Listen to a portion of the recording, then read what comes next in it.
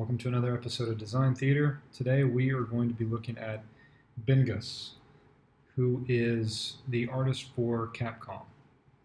He's done a lot of work for Street Fighter and some of the other games it is that they've done. His style is very iconic. I don't think that he was the first artist for Street Fighter, but he's worked on Street Fighter 5 and I think Alpha. And then of course like the X-Men versus Street Fighter series. So I really enjoy his work. I think like his take on the Street Fighter aesthetic is probably my favorite. So I kind of want to go through some of these images, and I just want to pick out a few things it is that I've noticed. I only selected a few images here because I do want to kind of do some very basic breakdowns of them. If you follow my channel, you'll know that I also do more in-depth breakdowns of other artists. Like right now I'm doing one on Braum, which you can find in the card above. Braum is more of a fantasy illustrator, but what we're doing whenever we're going through these design theater videos and whenever we're going through and doing these master studies is we're really trying to understand specifically what are the decisions that these artists are making that are making their art so good, right? Because we want to be efficient with our time. We don't want to feel like we have to draw more than we have to. We love drawing, but we want the results to come. We don't want it to just be something that we're struggling with all the time. And so it really comes down to understanding what kind of decisions are they making, not necessarily the amount of hours it is that you're putting into a drawing, right? So let's look at this first piece right here. We have Akuma. Again, in previous episodes, I've talked about how you want the image to be very readable and you want there to be a foundational shape. So if you've been following along with the other videos, you already know what I'm going to say, which is that there is a triangle right here. And what does a triangle signify? A triangle signifies strength, right? So you can almost start to think of how he might have organized specific characters around specific shapes. You have a triangle, a circle, and a square, and each one of those things can represent different elements of the character's personality.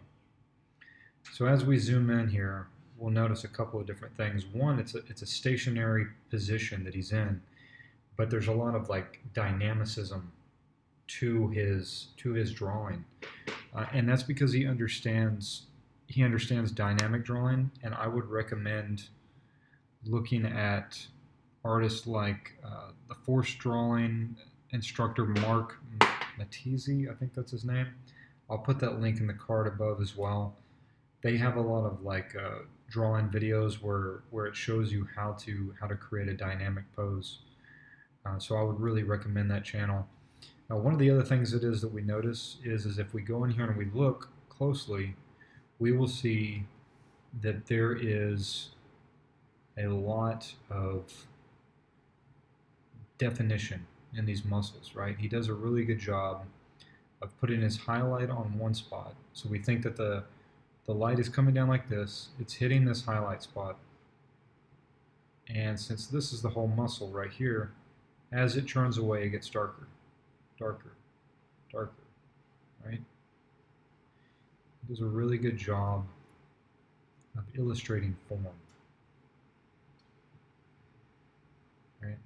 You can almost think that this is broken down into three parts. You have this that's going over, and then you have this that's going down, right? And a lot of this comes down to understanding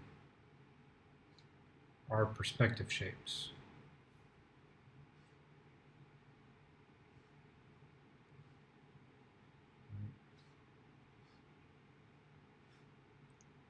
Understanding that if the shading should always go with the direction, not against it, right?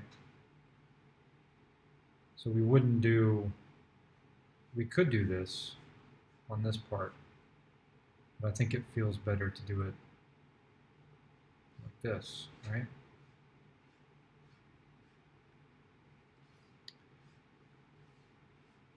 So we have these shapes, and we can see he's even got some dynamicism in the cloth and in this, right? Notice that this one is going up like this, and this one is going down, and then it's going up. We can see that the folds, they all seem to emanate from one central area. Everything is kind of converging into specific areas, right? And all these specific areas, they eventually lead us up to our character right here. And we could almost say that this cloth is almost kind of like circling around his head, right?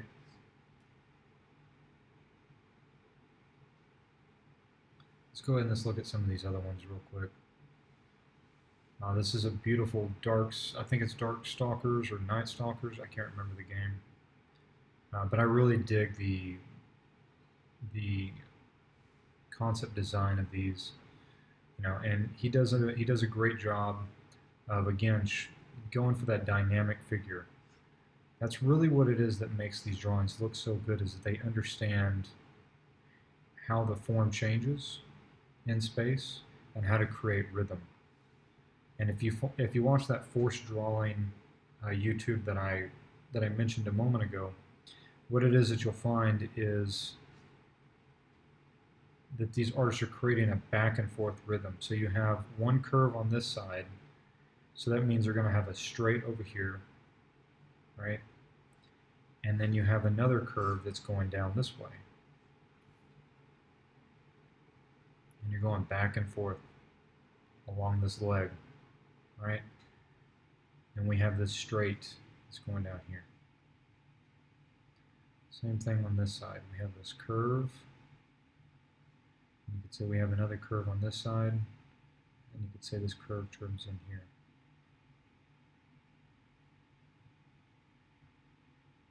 Right.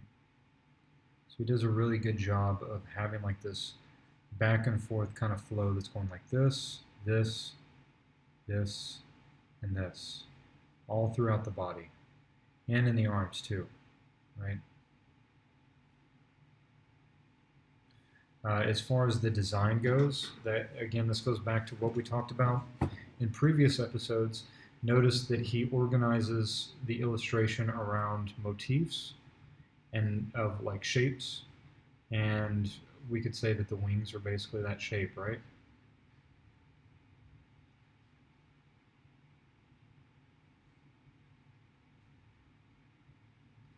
Something like that's kind of a crappy way of drawing it. I'll draw that a little bit better. Going like this.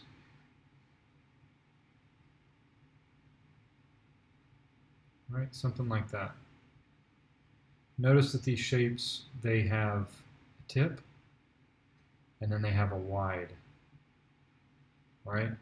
So it's like these shapes, what makes a shape feel like it's designed is that it goes from a wide and then it goes down drastically into some sort of a tip, right? And we have this contrast of curve and straight.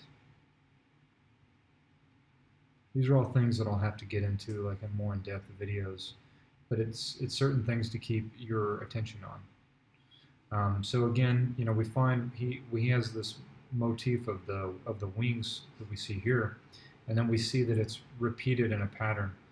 It's repeated on her head, right, in a medium size. So again, we have that big, medium, and then we can say that these are small. Small design, small repeating pattern. And you could even say the shapes of her bra strap, the way that it goes up her shoulder, is also another one of these shapes, because it looks similar to this, right? It's going like that. You could say that repeating shape is also here. And of course, then we have this contrasting element, which is actually very triangular, which is this heart shape right here. Right. Let's go ahead and let's go to the next one. Again, the same sort of thing. I mean, we see repeating patterns. We see a lot of flow, right? And we see that the the drawing underneath, the anatomy underneath is very dynamic. Now, like I said, we have a curve over here.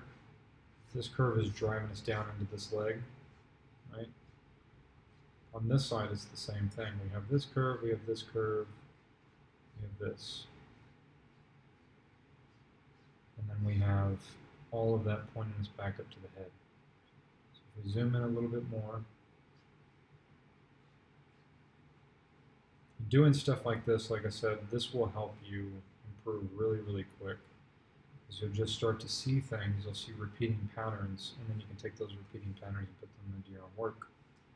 So if we looked at this from a design perspective, again, we see, what do we see? We see circles. Now before, we had solved triangles in the characters, right? Now we're seeing circles. So again, this goes back to what I was saying before, that I can make an argument that certain shapes or certain characters are organized by a specific shape. So maybe in this sense, the circle represents wholeness, represents unity, and it's also a much more feminine shape, whereas the triangle is very masculine, right? So you can split these almost into two different genders as well. You could split shape designs into whether they feel masculine or feminine, right? Because all the lines in here, they feel, the way that he's designed this, it feels like a female character, right? So we have the repeating patterns of the circles again, right? And then, like I said in previous episodes, you also have the contrasting element, which is the triangle shape, which we see in our hair, right? So like I mentioned in the previous episode, you have a circle, you have a yin and yang symbol, right? And in the black part of the yin and yang, you have you have a white spot, and vice versa, right? So in a sense, you could say that the black that is within the white space brings out the whiteness of the white, and vice versa. It helps create contrast, because you only really know something in relation to other things, right? So he brings out the circle feel in the motif of the design by contrasting that against triangle shapes. Okay. Then we have like some simple character design stuff like this. I mean, I love the way he does the proportions with the big feet, right? And you could say that he makes the head a little bit smaller because of that, right? He kind of does the opposite of the chibi effect. There's another really cool design. I think we're going to go ahead and close it out at this. Yeah, these are some of his illustrations. Really cool. He's got a lot of design in these. I might have to break these down further in a master class. All right, guys. Thanks for watching. Please subscribe, like, comment if there's an artist that you would like for me to cover. Anybody it is that you guys like, please feel free to drop in the comments. And thanks for watching. Take it easy.